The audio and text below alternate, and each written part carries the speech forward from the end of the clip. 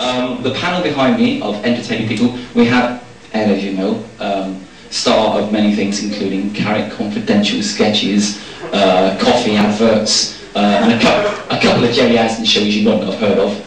And we have well, kind of a mystery guest. We've said nothing about him, mainly because I've only just met him, so I don't know a thing about him. So I'm going to get his name wrong. It's Mark LaVille. LaVille. LaVille. Probably comes from Birmingham. Mark is, you're a director of theatre. Director and an actor. An actor and director, particularly theatre work. Yeah. So what we're thinking of doing is, you've all seen TV shows, you've all seen the films. Very few people ever get the chance to see like stage science fiction or fantasy. And so I assume through their discussions together, or their questions and answers between you and us, they might explain why you don't or why you should. And I gather you've got a few items to show and display, and we're going to be pulling volunteers out of the audience, so we're locking the doors now. Uh-oh. And no, it's nothing, it's all clean, unlike last night. And I should stop wasting airtime and say, over to the panel, thank you.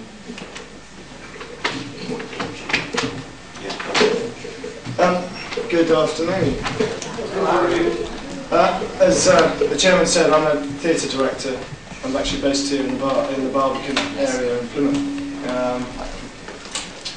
I spend most of my working time trying to create fiction and prove to people for an hour or 2 hours that it's actually real. I think that's partly why I was asked to come, and that's how it relates to the kinds of things that you're into as an organisation. We rack our brains for ages in a rehearsal process in terms of what's the right way of convincing 100, 200, 300 people that what they're watching is actually real, is true, and it isn't just something artificial that they're coming to watch. I've never actually been involved in creating science fiction on stage. The closest I've come to that is trying to create the effects of horror on stage, which is very easy to do in film and television. It's probably one of the most difficult things to do in a stage situation. You can try and do it through throwing around chopped liver and blood bags. In my opinion, that doesn't actually work very well, because immediately an audience will know that it's chopped liver and blood bags. Whereas in television, the effect is slightly different. One of the ways that I try and create effects of horror or other realities in a stage situation is through the use of masks. And I've brought a few along with me today. I just thought I'd speak briefly about how we use masks in the theatre. In your sort of everyday life, you have a limited number of facial expressions usually that kind of define your personality, how you react to situations and whatever, and another set of expressions that you're not conscious of. And most good masks take set expressions and exaggerate them beyond belief. And a good performer using a mask will actually give himself up or give herself up to the mask, to the personality of the mask. If that occurs, then you can actually create quite a chilling, terrifying atmosphere in the theatre, and create this sort of atmosphere of disbelief, suspend disbelief with an audience, and terrify the living daylights out of them. Now, briefly, I just wanted to kind of show a couple of masks that do that. I wondered if anyone would like to stand up and be a face for me. Yeah. How many faces would you like? A couple would be great. Does anybody want to be gruesome other than usual? Yes, Gary, I saw your legs. Over there. Just don't expose his legs, please. There's to start with. It's called a neutral mask. It's very close to a state, what's called a state of neutral, which the human face can never get to. It's like a death mask. If you just like to put that on and just turn around and just stand absolutely still. Yeah, you've got an awful shade of pale. It's an improvement, isn't it? No? The thing about a mask when you use a mask with an audience is to actually use a lot of stillness, allow an audience to watch it. Can you just tip your head to one side and then tip it to the other side? Any kind of response to that? Sorry? Never seen her look silliness. You want to take it off? Can I ask, were the eyes cut that way? The eyes are cut that way for a specific reason, because there's a relationship between where the eyes are and the shape of I must admit, this is something I don't know if other people agree with me. If you take the mask off, there's a serious, I'm not being funny, and you look at Fiona's eyes, and you look at them now, and it appears to me that despite or because of the slots, it makes our eyes look different. I don't know if I'm wrong. What do you think? You can't see anything anyway. I mean, now our eyes. Your eyes look quite normal. Like your normal. But the mask emphasises it. Yeah. I mean, is that the intention, or is that just? Well, the mask is used to simply completely change and alter the human face. What you actually do when you work with it is to try and, some people call it inhabit it. You try and enter what's very close to a state of trance, another world inside it. So you start doing stuff that you're actually not conscious of. That's quite a quirky definition of good mask work, but that's what actually you're supposed to aim for. So as an actor, does it either make it easier for you to assume a new character by use of a mask, or does it, because you've kind of like cut off the need to worry about am I pulling in the right face, does it in fact give you the ability to concentrate on other things? It's much more difficult to work in a mask, in my opinion, than it is to work without one, because you'd imagine that you actually hide behind it, but you can't, because it exaggerates any movement you make. And most of the time when you put a mask on, you have to do a lot of very sort of specific physical work to be able to create a character that is instilled in the mask. I mean, that's a devil mask that we used in a horror project on stage. Is there someone tall that'd like to put this on? Just stand up on the podium. Which one would you rather have? This mask was actually very successful in putting real fear into a group of 200 people who'd paid money to come and watch something that they knew was a fiction. And for 2 hours they were in fear of the being that this was. So I just thought I'd like you to put that on. And just, again, stand very still and just pan your head around and pick out people in the audience. Just lift your head slightly so your chin's a bit high.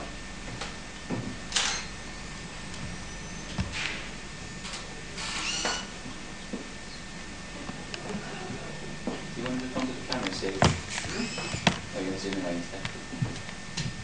Give us a pose, Gary.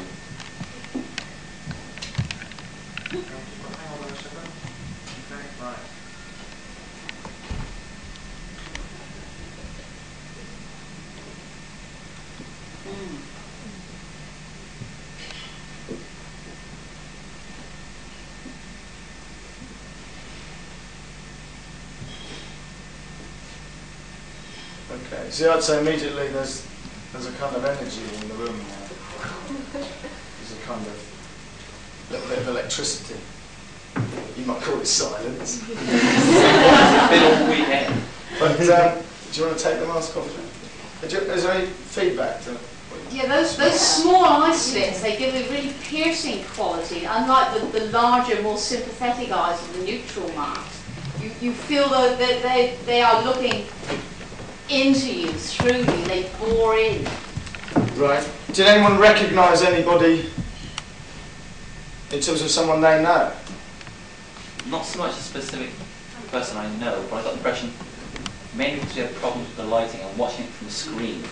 We got the shadows. I got the intention that the mouth is more like a moustache. It put in mind of sort of like Fu Manchu sort of image. Because you have the shadow, you can see like the nose, and you have like the eye socket. You tend to lose the mouth from where like the moustache would have dropped down.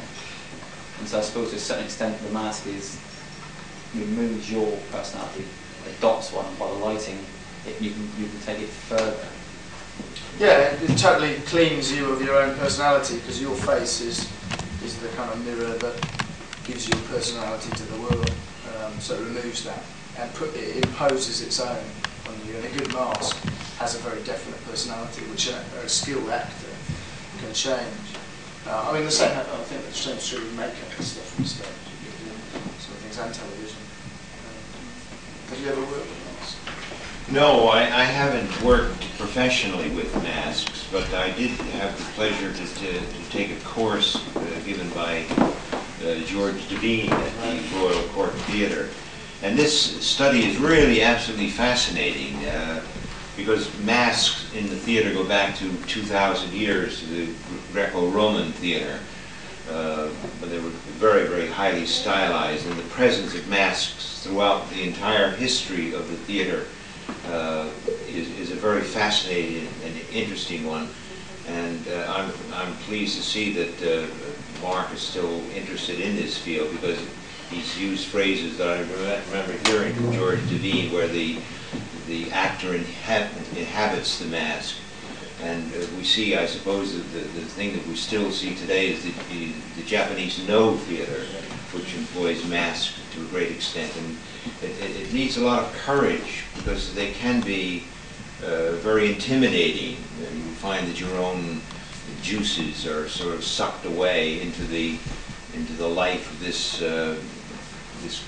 particular mask. And I want to ask Mark, like we had that benevolent mask there, and then we had the horrific one. In contrast, if the two of them were to wear the two together, side by side, there would be then a sort of interrelation. Yeah, I think immediately there would be a lot of tension. Yeah, tension, and there'd be an immediate status, and there'd be an immediate story coming out before they even did anything, because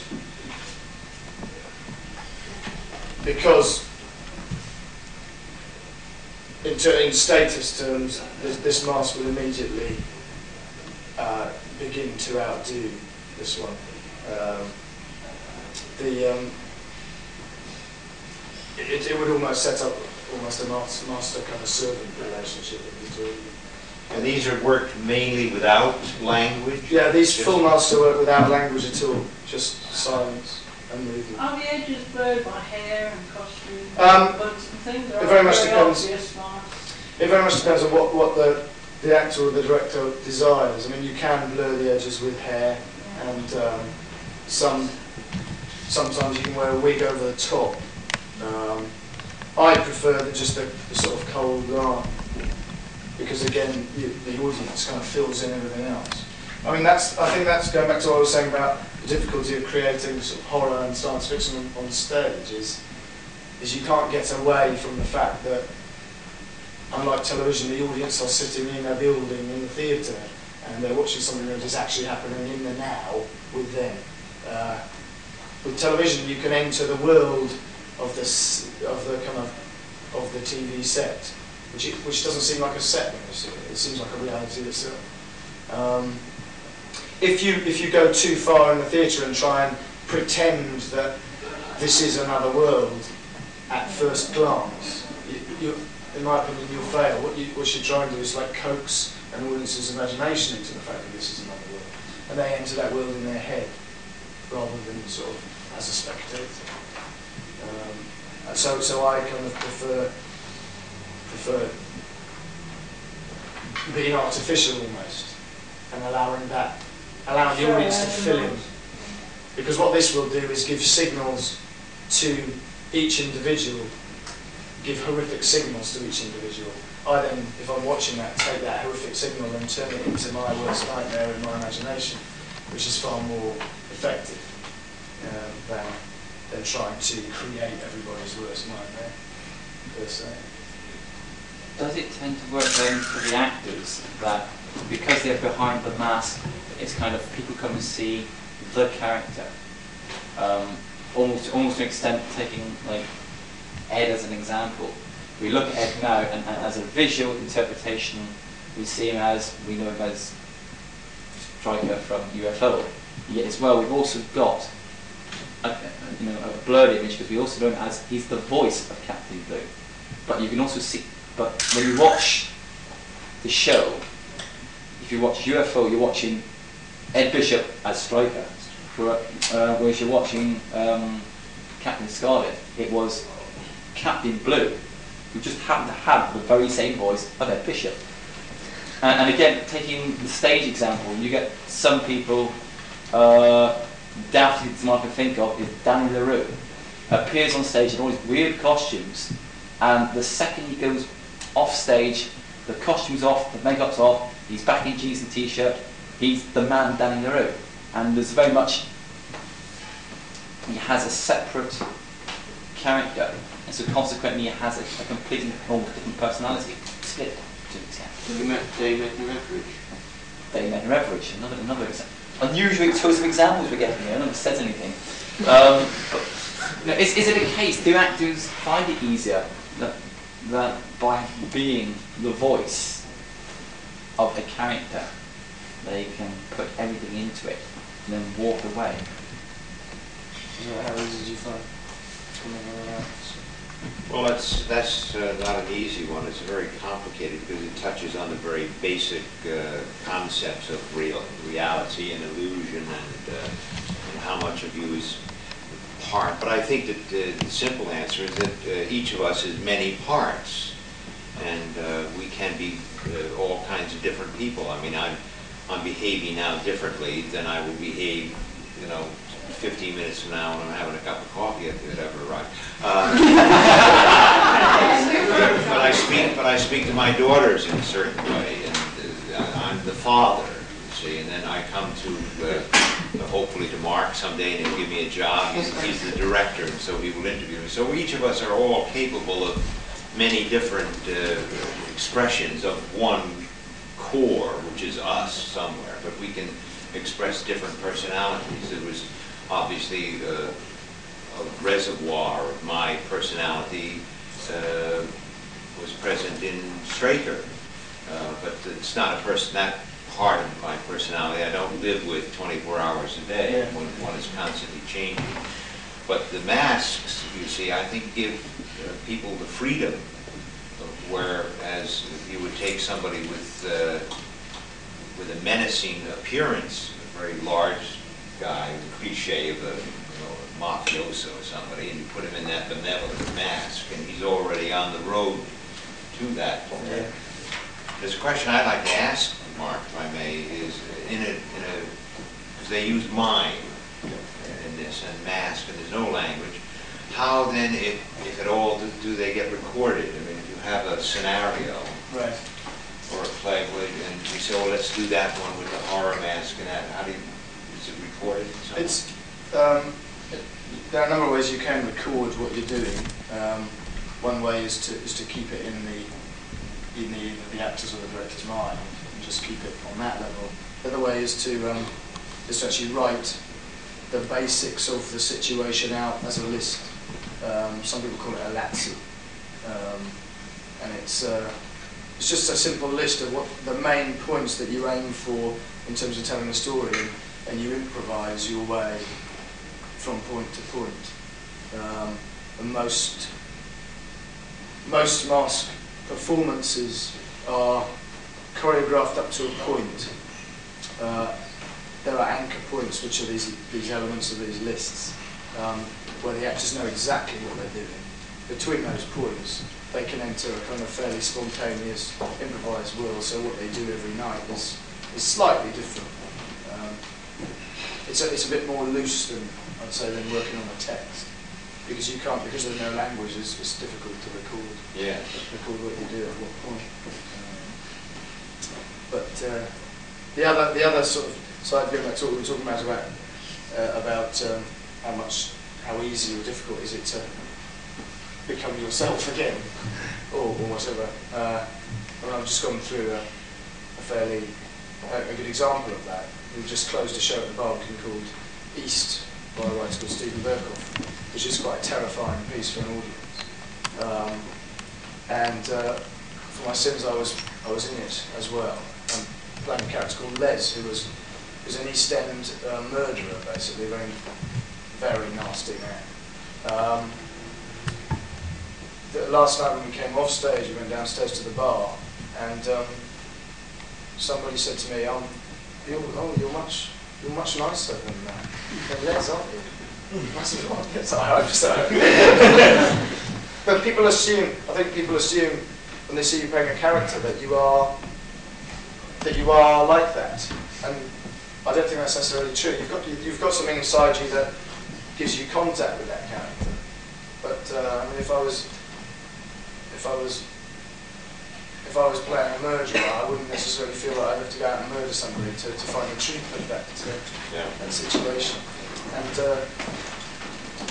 And when people see you, they know you as that character. They don't know you as you. So it can be quite schizophrenic sometimes. Because you can find yourself arguing in public. You can find yourself arguing for yourself.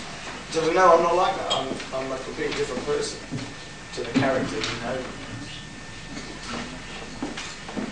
Yes, this problem with reality and all the rest of it reminds me that when I was working on UFO, I worked 7 days, 5, sometimes 6 days a week at the studio, and I lived at the studio. Incidentally, that hands up those who saw Time Lash yesterday. Well, yeah, but with all that climbing up the ladder, my dressing room was right underneath that roof where we shot the Molly and all the rest of it.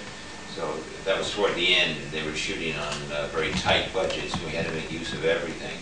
But I actually lived at the studio, at Pinewood Studio, because I'd have to be in the makeup room at 7:30 and on the set at 8:30, and I'd work through till 5:30, 6 o'clock. And I'd be very tired, and I'd have to go, rather than drive 40, 50 miles home and have to put up with kids and all the rest of it, I'd say, well, I'll just stay here in the studio. And I would go down the road, have a meal. And so after 5.5, 6 days of that, I became so immured with the studio situation. Somebody gave me a ride into London, and I'd be walking down the street, and I'd feel all the people around me were extras. And I said, well, what shot are we doing here, you know? And there was a certain readjustment that was necessary, but it was only a brief one. I hastened to tell you, because anybody that has a problem with that, you know, not being able to differentiate between reality like that. And so a lot of psychotherapy groups, mainly from America, mainly from the West Coast, they seem to use excessive kind of theatrical thing, angst and encounter groups and role playing. I think there's a lot of danger in there. You know, people want to act out their aggressions or their fears or insecurities. Unless it's very, very properly controlled, you can. I've seen some people come unglued very, very heavily. I mean, I think it's very easy for actors to become very unglued working with masks. Yes, yeah. It can be very disturbing if you do. The word that's commonly used is inhabit the mask. You kind of give your soul up to it, you give yourself up to it, and you follow it. If you actually enter that state 100%, it's completely terrifying, because you're doing stuff that you're not conscious of some of the time. I've seen actors take a mask off and be in floods of tears underneath, and not even realise they've been in floods of tears underneath, and then be shocked that they're in floods of tears, and then sort of dissolve in front of my face. Is it a painful experience to work? Not necessarily physically, but you know, you get so tensed up behind a mask, you're pouring your entire acting ability out, like with a neutral mask through a pair of eye slots and whatever. I mean, it occurs to me that John Hurt had physical pain when he played the Elephant Man. He was strapped into a costume, it was like a post office bag. And it got so bad, he worked in the contract, he'd film only every other day, because he had to have a day to physically recover. And yet the same role was portrayed on Broadway by David Bowie, no mask, no real costume, it was just mime and presence in that. So is there, psychologically to an actor, a kind of pain if they pour everything through one very tiny focus? I think, yes, I think there is sometimes, and sometimes there isn't. I mean, that's the example you've given is a good one. This is what I was saying about the difference between theatre and television. John Hurt would need to be made up and to wear that costume to go along with the medium of television. In terms of a theatre piece, you allow the audience's imagination to do the work. So you don't need that costume, you don't necessarily need that makeup. But I'd say a similar amounts of energy and focus, pain, call it what you want, and joy are put in by both performers in both situations. It's not a greater or lesser thing. It's just a different skill. It's a different technique you use working in front of the camera than you do working in front of a live audience. But I wouldn't say that either one uses more or less energy, pain, joy. Whichever you do, I think when you're in front of a camera, you're working in shorter bursts. You're putting within those shorter bursts probably more concentration in, because the camera doesn't lie, it'll catch you out. Whereas you can actually lie in front of an audience, depending on how observant or unobservant they are. Yes, absolutely. I agree with that 100%, Mark. The theater is I mean, you're there. The audience sits in the dark. They've paid money to come and see you.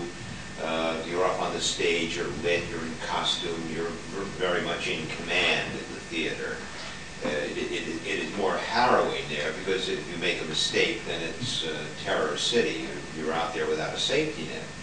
Because if you're working on a film, of course, the guy can just say, cut, we go again, or something happens. But on the same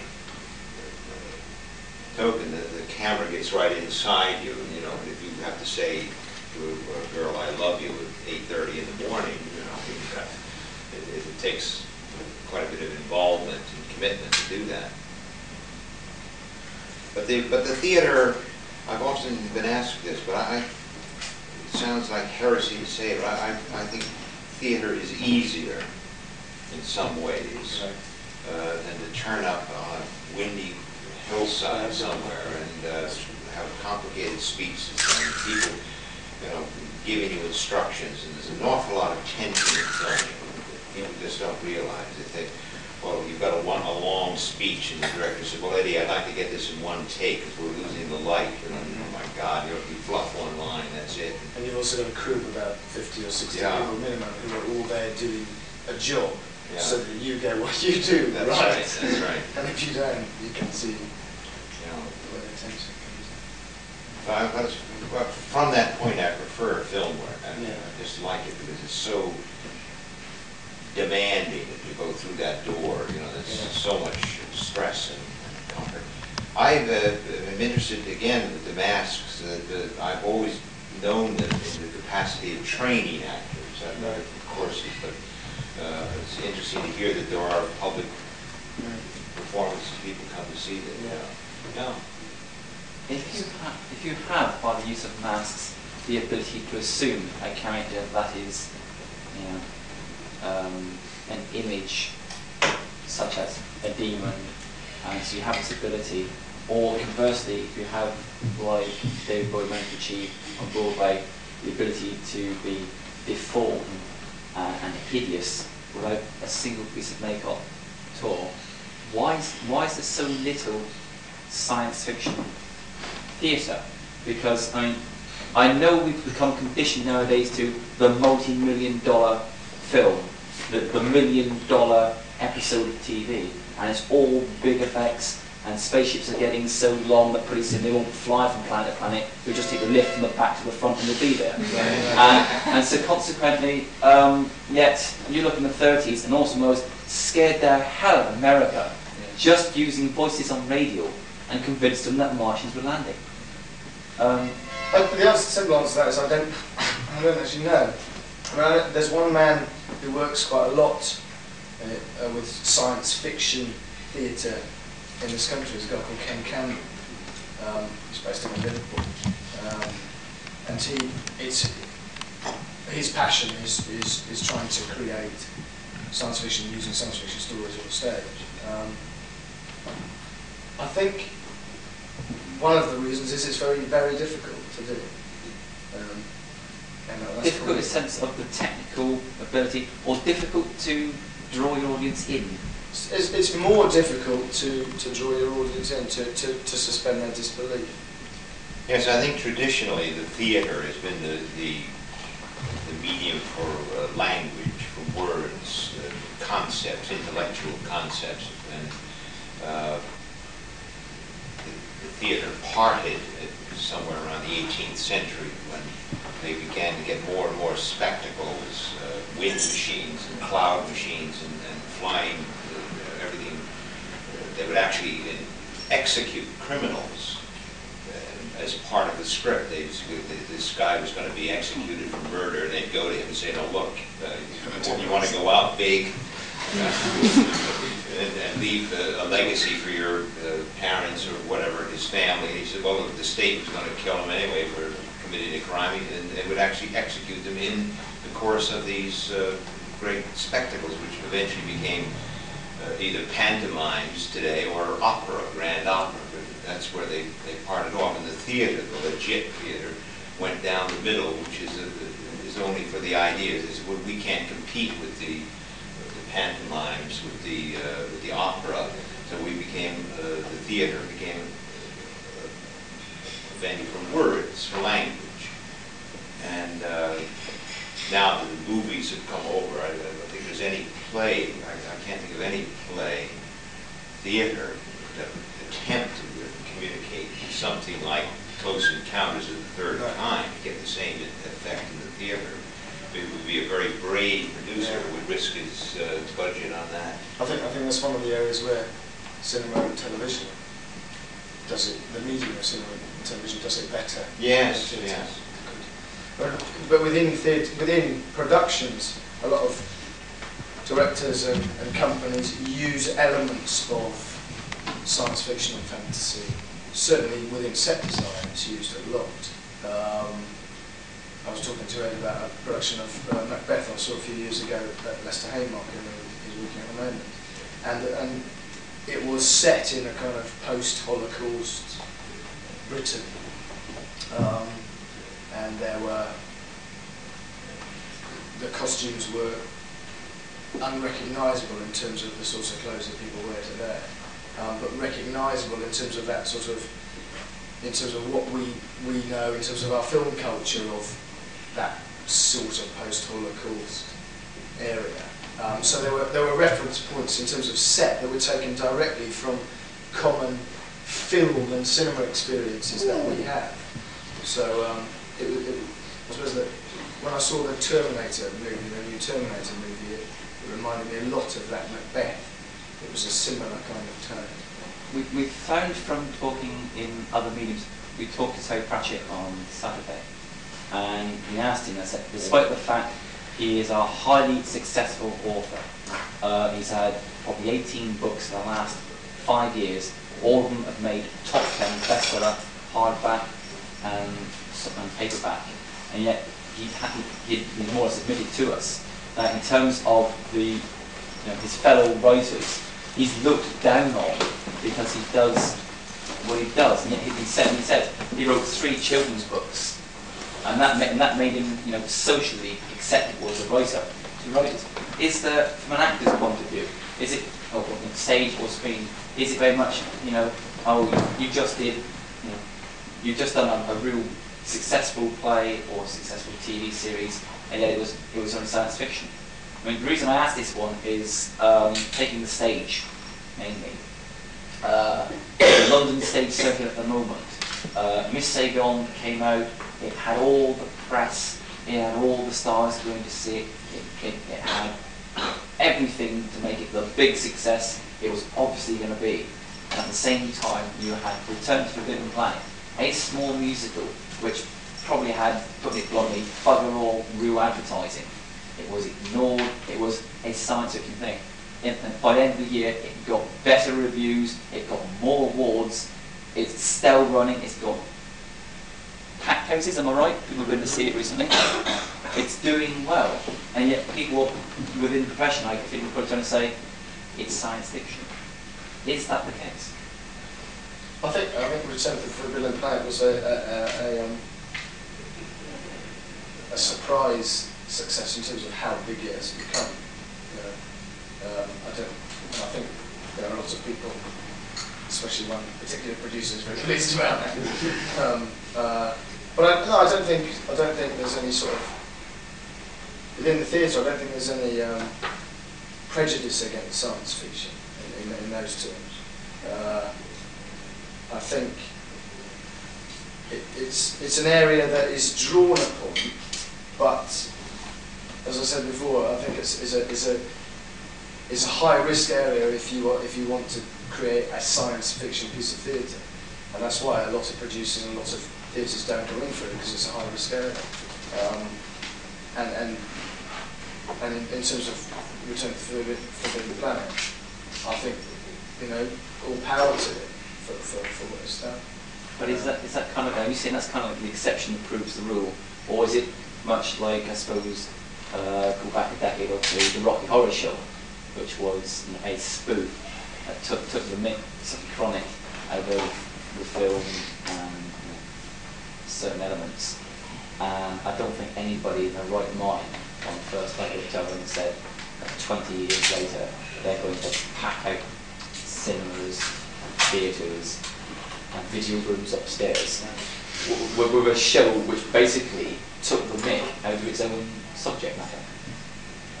I think what I'd say to that is that the area within the theatre and producing a piece of the theatre and what a public is going to like and not like is a very, very, you're on thin ice all the time. It's very quirky sometimes. You have no idea. You've got a gut feeling, will this be a success? Will people like this? You've got a gut feeling that they will. And the opening night comes and the critics panic for whatever reason, and it dies.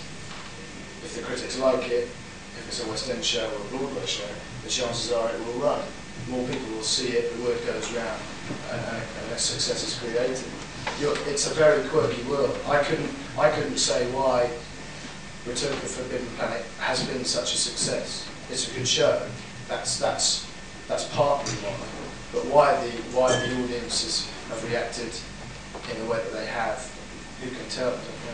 I think the producer would have a difficult job answering that one as well, because it is such a quirky land in terms of what audiences go for and what they don't. And it's also relative to what's in fashion and out of fashion, and what's deemed to be a cult thing at the moment and what isn't. On what wagons people are riding at that particular time. It comes down to commercial pressure. Yeah. And a commercial management will do anything that he thinks is going to make money. It's a success that will make money. If he happens to like the genre, that's a plus, but that's not what he's in for. Somebody brought him a script, something that he thought would succeed, would be a success, he would therefore produce it. And so alongside the commercial theater, you have what is loosely called the subsidized theater, that is Arts Council grants and things like that. And I would not personally think that anybody who went up with a science fiction script to an Arts Council guy and say, look, give me some money to develop this, I don't think he would get past the secretary, quite frankly. If he came in and said, I've got a great sociological play here with deep meaning, and the struggle of women versus whatever, they would say, come in and sit down, because that's their brief, to enhance the culture. And sci-fi is a minority interest, a very large minority interest, but still a minority interest. It's like a guy, you take a West End or a Broadway producer, think about a Western. Now we bring these horses on in Act 1, you see, and then they chase across the stage. Guys say, get out of here, you know, they chase you with a butterfly net. Although the Western genre in books is very popular.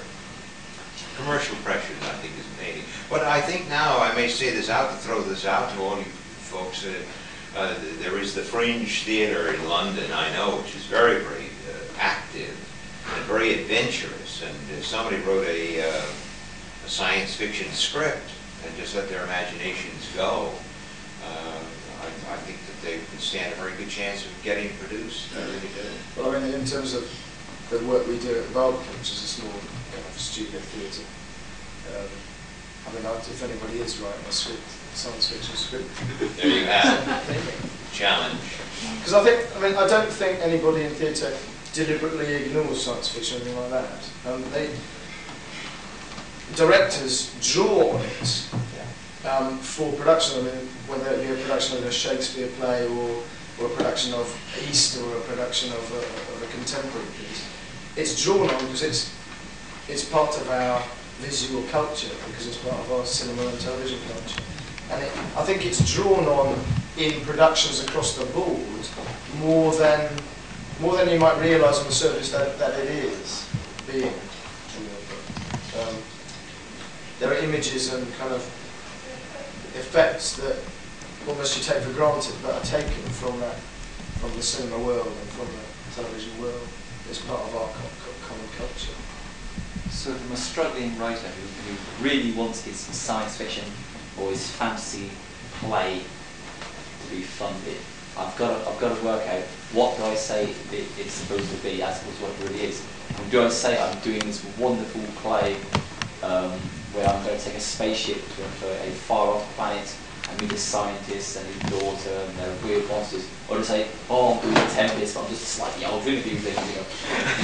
I mean, would you, if you were a director or a producer or an actor, wouldn't do some play, do you have to, you know, follow the expression, bullshit like mad to get the money and then deliver your dream, or would you say, you know, you'd waste your time to say, doing an SF play, there's that door, get out? No, it's not as simple as that. I mean, the theater, in quote marks, and that includes everything, film, TV, depends on ideas. The new ideas coming in all the time are therefore accepted by the mainstream. There's a wonderful American play which is being done in London at this moment called Our Town. And when it was first put on in the 30s, they thought there was no scenery. Just a bare stage, and these actors come out and they didn't have props. If two people were having coffee, they'd pantomime, you know, just like that. And the critics said, "What a load of crap," you know. And now that is passed into the, you know, it's one of the most astounding accomplishments in English literature, dramaturgy, is this one particular play. And of course, they said, "Well, look what they did with Our Town. Let's do this." And it sparked off other people. So if somebody came in, as somebody must have done somewhere at some point out before Spielberg, and said, "Look, let's do a science fiction." Nah, science fiction is dead. You know, give me a western. You know, western. You know, they're always always looking for new ideas. That's the one currency that gets you into any doors, is new ideas. If you believe in it strongly enough, you can get. You're prepared to use your elbows. You can. Get it through. There's a challenge there. Also, I think something wouldn't just be a science fiction play. Well, I don't think anything is as simple as that. I think if you're talking about, say, a journey by a group of people to another planet, and they meet somebody, and that changes them in some way into something else, or it changes the way they look at something, or whatever. The play is within a science fiction context, but it's actually about something that's actually quite human, about kind of development, about attitude, and about things like that. So I think in a way, well, like, The Tempest does that as a play. it's not set on another planet, but it could almost be. That's why they did it with did Forbidden Planet. It's set on an island, which is a different world. I think if you're a writer, you want to write a story, you want to write a fiction about something. You find the context and the place, the sort of landscape it sits in that serves what you want to say best. And if that happens to be science fiction, then you can argue your corner for a science fiction production. If it's just science fiction because you happen to like science fiction, that's a kind of weaker argument, and that's when producers and directors will start to sort of pick holes and say, well, wouldn't your idea, wouldn't what you're trying to say, be served better if it was under the sea, because blah blah blah. Do you see what I'm trying to say? It's kind of what you want to say and the best landscape to put it in. Certainly when you're working with subsidised theatre. Yeah. Somebody had a question. Well, it's just like two examples of science fiction fantasy on stage: the Rocky Horror Show and Return to Forbidden Planet, both of which were spoof musicals. While science fiction on the screen, UFO, Close Encounters, tend to be much more serious. Do you think there's anything in this? You can't do serious science fiction on the stage. Well, nobody has so far, but there's the opportunity. As soon as you come along with a serious sci-fi play, suddenly there'll be a rash of them opening up. Get me Ed Bishop. Is he still alive? I think also those two productions are from a very specific sector of the theatre, which is the commercial sector. And then musicals work currently seem to be the vogue within the commercial sector, certainly in the West End. So if you're a commercial producer and you want to, your priority is to make money for the company and yourself, you will choose the medium that is the most successful at the moment, and that happens to be musicals. So you all have your homework, and I think that's a good point to end. David? That is a perfect cue to end. I must admit, can I say, I don't know what you people expected when you came to see this. I don't know what you... I've sat there, I've learnt, I've thought. And I think more science fiction and fantasy, that's a good thing. Can I say thank you to the panel, and thank you for coming. Thank you.